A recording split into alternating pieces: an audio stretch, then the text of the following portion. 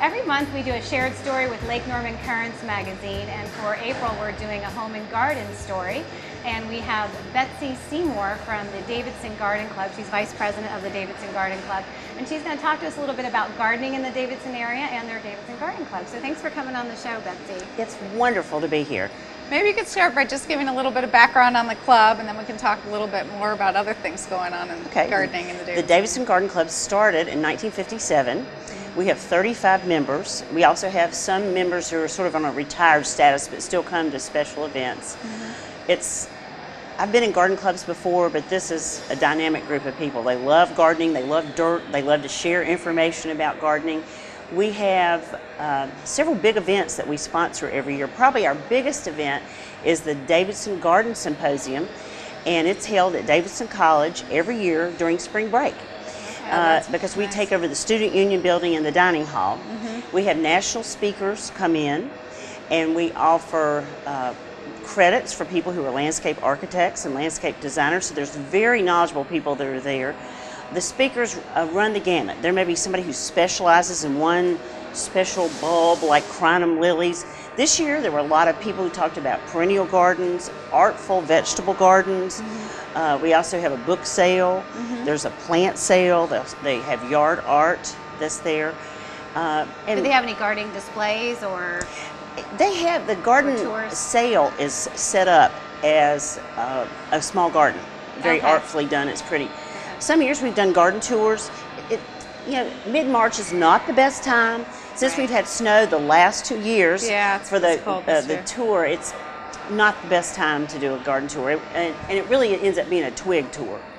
Because it's like, this garden has potential, but there's nothing here. Picture this. And now what about, you were saying in September there's a big sale on the green? We do a sale on the green in Davidson, and everybody in the garden club, excuse me, divides their plants, and we offer plants. They have all the information about how to plant them.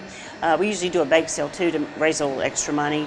We support lots of different gardening projects throughout the area, and like the projects at North Carolina State, horticulture programs. We give scholarships to different gardening students throughout the state to come to the symposium. So we try to make ours a very educational purpose.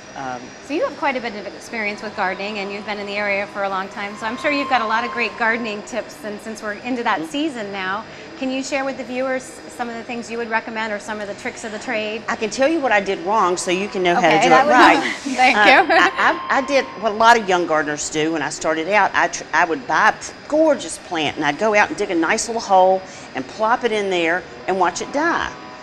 And part of the reason we fail in North Carolina is people try to go out in this terrible soil where all the weed seeds have become dormant down there, and all of a sudden we fertilize, we fluff it up, and we have a weed hatching. And that makes people fail. So what I recommend all new gardeners and even experienced gardeners do is your most important thing is to have good soil. So you can go out anywhere in your yard where there's grass, where there's just dirt, put down 10 layers of newspaper, just black and white newspaper, and put good soil and compost mix on top of that. Some stores sell soil blends. I buy one that has compost topsoil and permateal, which are teeny little rocks that help hold the moisture in the soil, and it discourages molds and voles.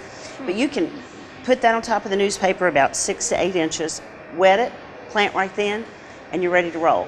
And I think a lot of people now are into instant gratification, so it gives you a way of like, I want to garden, I want to do it this weekend, or I've got a party and I want it to look fabulous. And I've done it for friends. My daughter's getting married next weekend, my front yard looks awful, and so we go put down the newspaper, put the soil out, plant it, put pine needles out, and people think they've gardened all year long. Well, and it's nice too if you get good results right away, then people keep up with it. It's not just a project. Well, I was lucky when I started gardening. My husband was in divinity school at Duke, and there was a strip of land 3 feet wide, 100 feet long, and the soil was pretty good. So I bought 10 packs of seeds, and I used liquid fertilizer like Miracle Grow or one of those, and planted the 100-foot strip. The only problem, I thought they'd made a mistake when they said to plant things 3 feet apart, and I thought it should only be 3 inches apart. So it was a a fountain Very of wonderful full. flowers, but it was very full. But you know, if you fertilize well, you can, you know, and use the liquid fertilizer according to package directions.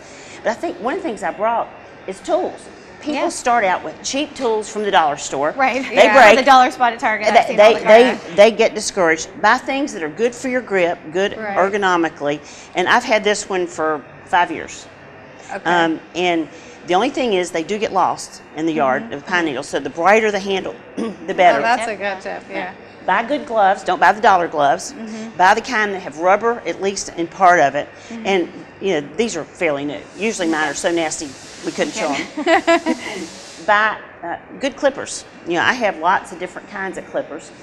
But also keep a screwdriver. If you keep everything together, it makes it easier. So if you're going to be digging up daylilies and you want to divide them and move them around, you dig up the clump and then you go in and you work your way around and divide them up. A lot of people chop. Okay.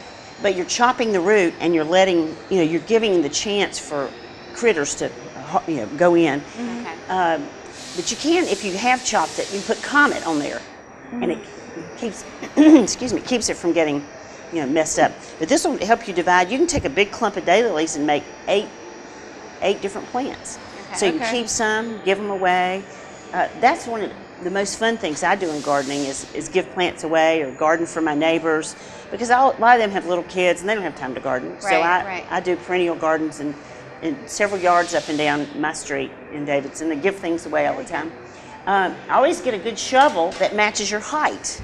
Don't just buy that tall shovel. I'm 5'2", and that's a terrible shovel for me. Yeah. So this is old. You can keep a bucket of sand in your garage and put oil in it, you know, like motor oil. And then when you come in after you wash off the dirt and you put it in and pull it out, and it'll help keep it from rusting, and it'll last longer. Oh, that's good. You know, That's why your shovel's in such great Yeah. which keeps it, you know, better, because that, you know, we lose our tools because of that. And then I always have a good pair of clippers so you can trim. Don't over trim. I love hydrangeas, and that's the biggest mistake people make. They prune them to the ground and then they go, I didn't get any blossoms this year.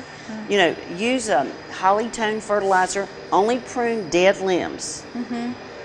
Because if you prune your hydrangeas now, goodbye blossoms. You won't have any. Mine are already blooming. And keep a journal.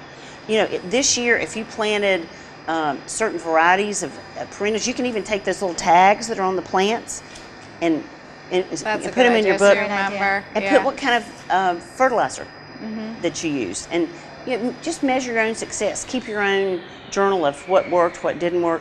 If your daffodils come up a certain time of year, put that down so that you'll know if you're going to be having a party and depend on the blossoms to come up. Well, those are all some really great tips. Let's finish up real quick just by talking about, since we're out of time, the community garden you mentioned that's going to be starting. The community garden is going to be in Davidson. It's going to be behind the Wachovia drive-through on the other side of the railroad track. Okay. Davidson College owns the land. Davidson United Methodist is leasing it for $1 a year. And the theme of the garden is work a little, take a little, give a lot. And most of the produce from the gardens will go to Ada Jenkins because they give away free canned goods and dried food, but no fresh produce. Okay. And anybody can come, and there also is a garden club at the church, and they are helping sponsor the community gardens, but all the churches are doing it. So if someone wants to get more information about that, where would they? They can call Davidson United Methodist, ask for Jeff, and he can refer you to the appropriate people. But it'll be starting in the next 2 weeks. And so anytime you want to come and help garden, you want to learn, there'll be experienced gardeners coming and going. You'll get a handout on what can be done every single week during the gardening year. Great. That's great. It's nice to see a community garden coming in and helping Ada Jenkins. Oh, it's going to be fun. It's not for people to come garden for themselves or rent a space. It's mostly to give things away. Well, thank you so much for coming on the show and sharing that. Thank you for having me. Great. Thank you. Wonderful.